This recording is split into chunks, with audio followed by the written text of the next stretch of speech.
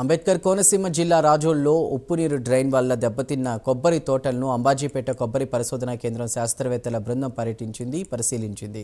Associate director of research doctor Venkataswamy ఆధ్వర్యంలో వైఎస్ఆర్ ఉద్యాన పరిశోధనా కేంద్రం అధిపతి డాక్టర్ ముత్యాల నాయుడు పర్యవేక్షణలో ఈ సాయిల్ ప్లాంట్ పాథాలజీ ఉద్యాన శాస్త్రవేత్తలు 3 ఫ్యాకల్టీస్ బృందాలు పర్యటించి గ్రామంలో బోడుబారిన కొబ్బరి తోటలను అధ్యయనం చేశారు. ఉద్యాన విశ్వవిద్యాలయం వారి ఆదేశం మేరకు బృందంగా ఏర్పడి ఈ కొబ్బరి తోటలు శంకరగుప్తం అనే గ్రామంలో కొబ్బరి తోటలన్నీ కూడా వాటి యొక్క క్రౌన్ అంతా కూడా డ్యామేజ్ అయ్యి మొండెంలా మాదిరిగా తయారవడం జరిగింది.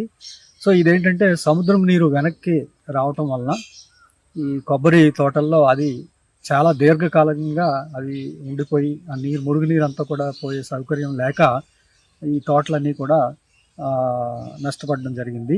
సో దీనికి ముఖ్యంగా మనం చెప్పాలంటే 2017 నుంచి కూడా ఈ ప్రాంతంలో ఈ సమస్య అనేది గుర్తించడం జరిగింది. సో 2021 ఆగస్టులో కూడా ప్రభుత్వం వారికి సో దీని మీద ఒక నివేదిక శాస్త్రవేత్తల బృందం అంతా కూడా పర్యటించి సో దీని మీద ఒక నివేదిక కూడా ప్రభుత్వం వారికి సమర్పించడం జరిగింది.